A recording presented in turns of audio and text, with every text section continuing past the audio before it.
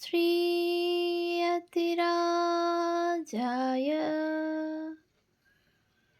विवेकानन्दसूरये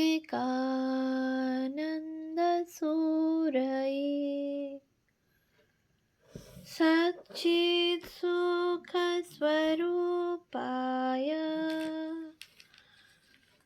स्वामिने তাপহারিণে।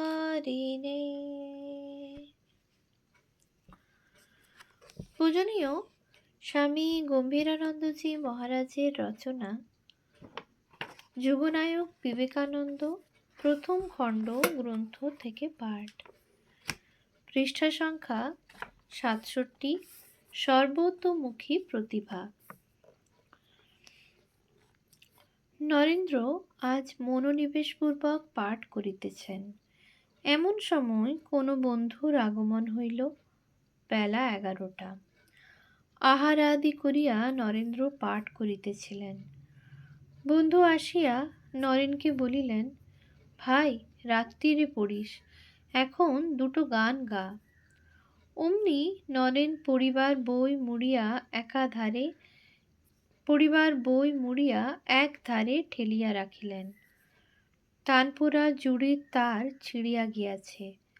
সেতারে সুর বাঁধিয়া নরেন গান ধরিবার আগে বলিলেন, তবে বায়াটা নে। বন্ধু বলিলেন, ভাই, আমি তো বাজাতে জানি নে। স্কুলে টেবিল চাপড়ে বাজাই বলে কি তোমার সঙ্গে বায়া বাজাতে পারি? অমনি নরেন আপনি একটু বাজাইয়া দেখাইলেন ও বলিলেন, বেশ করে দেখে নে দেখি, পারবি বই কি, কেন পারবি নি?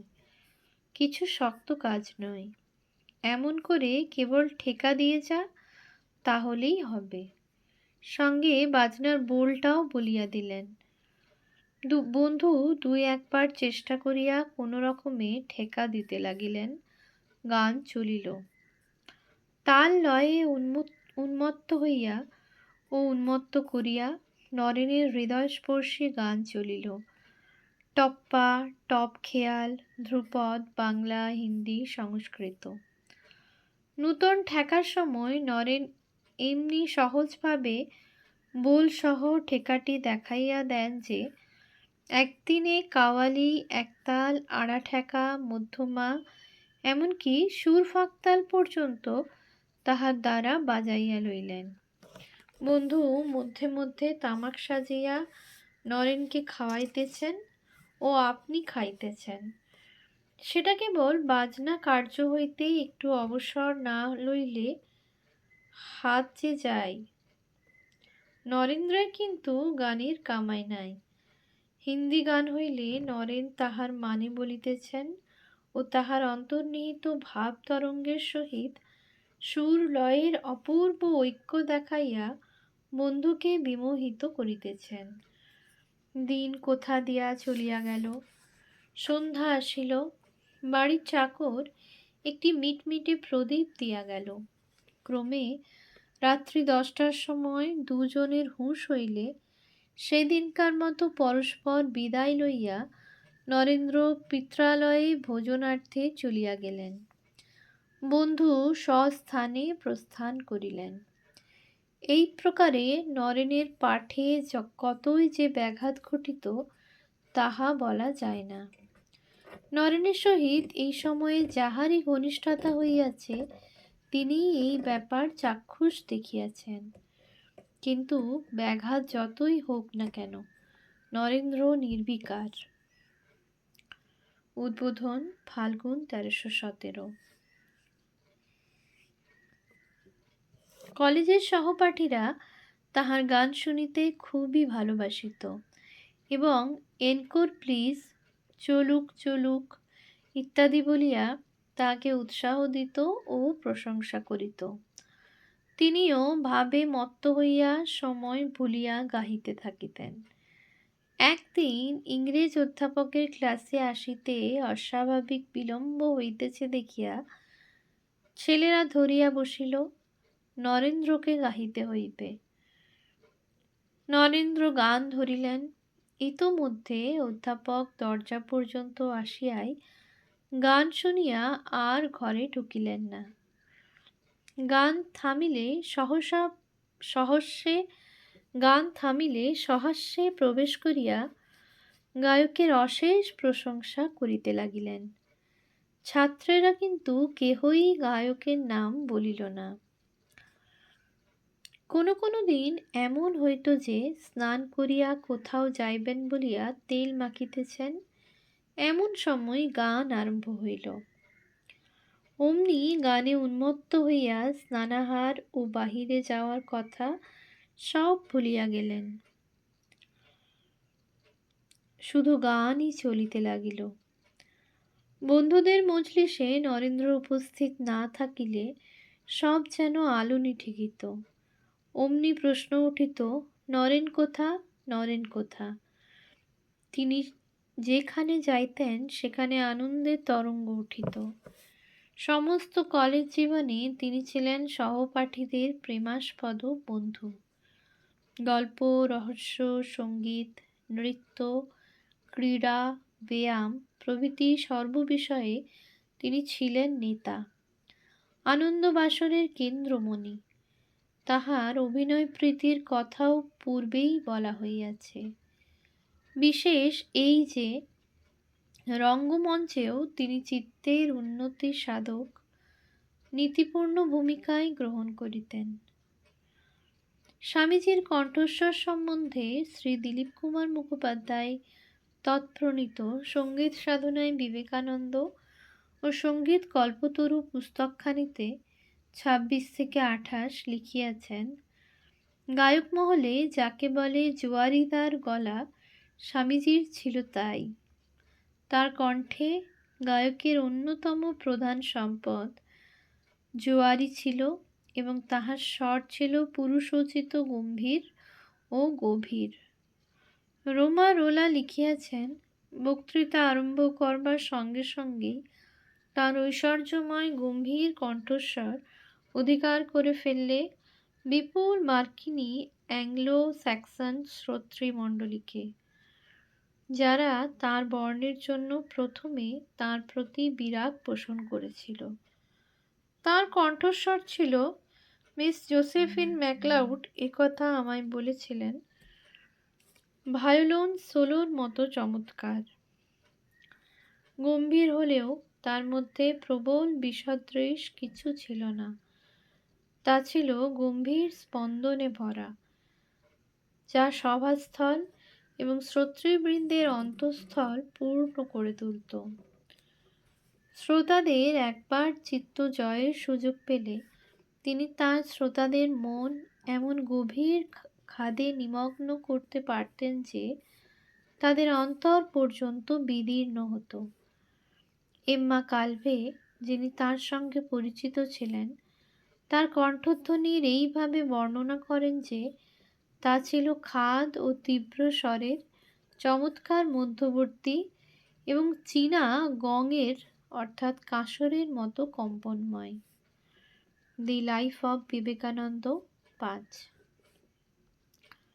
পিতৃবিয়োগের পর নরেন্দ্রনাথ যখন খুবই বিপন্ন, সেই কালের কথা উল্লেখ করিয়া মহেন্দ্রনাথ দত্ত লিখিয়াছেন, মাস্টার মহাশয়ের বাড়ি অনতি দূরে, এই জন্য মাস্টার মহাশয় নরেন্দ্রের কাছে সর্বদাই আসিতেন এবং বাহিরের ঘরটিতে তক্তাপোশের উপর বসিয়া দুজনে ভজন গান শুরু করিতেন।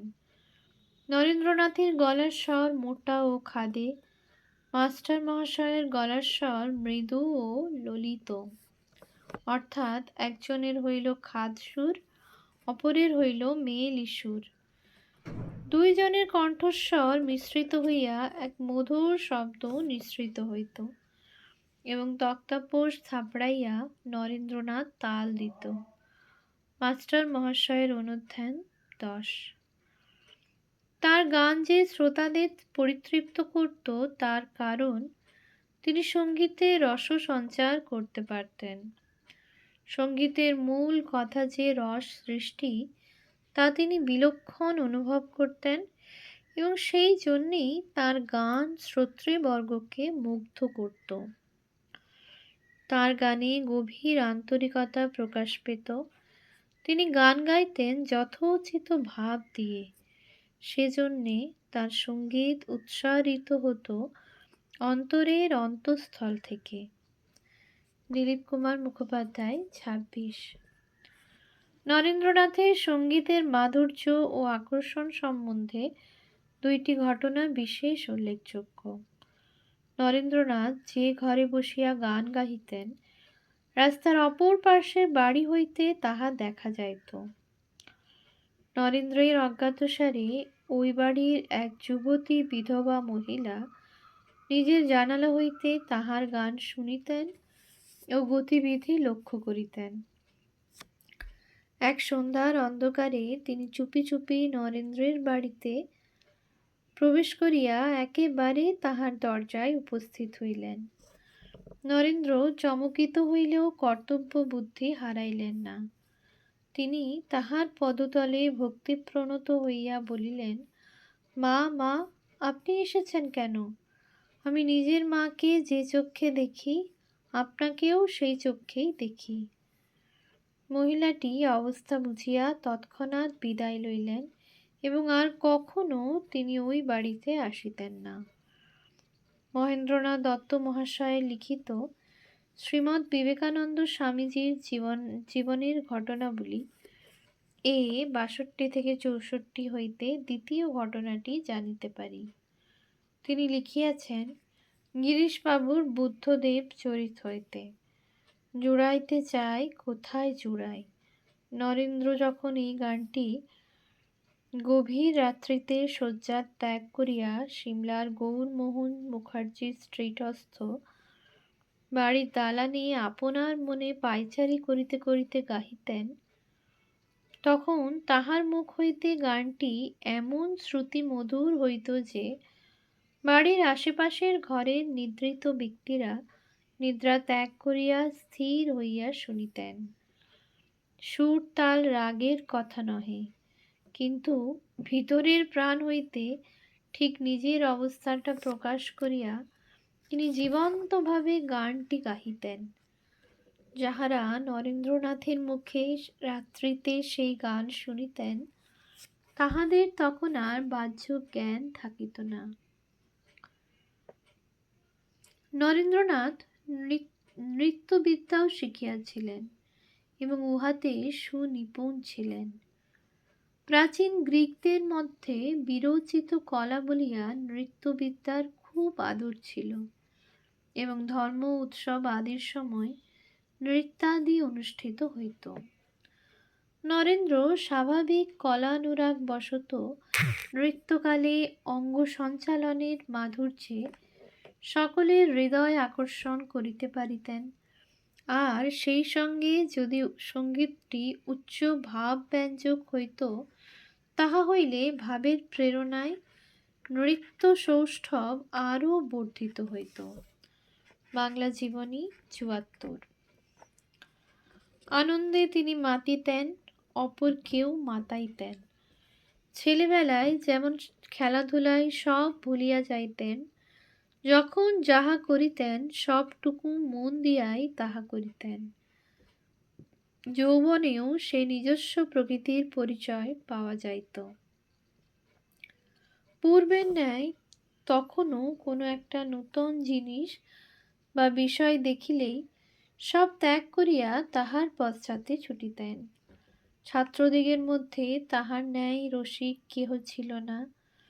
কোনো ঘটনার কৌতুকের দিকটা সর্বাগ্রেই তাহার দৃষ্টিপথে পতিত হইত।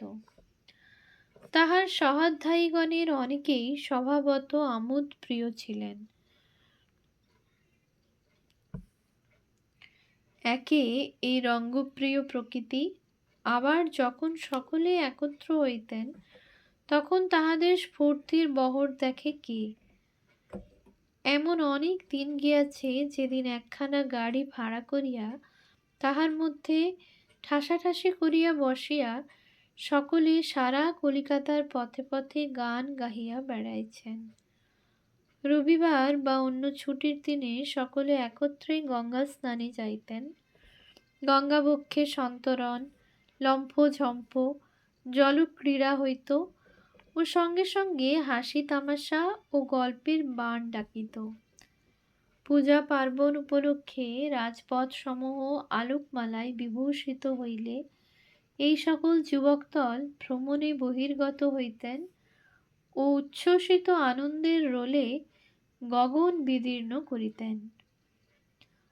বাংলা জীবনী, পৃষ্ঠা ৭১। ওম শান্তি শান্তি শান্তি। হরিঃ ওম তৎসৎ। শ্রীরামকৃষ্ণার্পণমস্তু।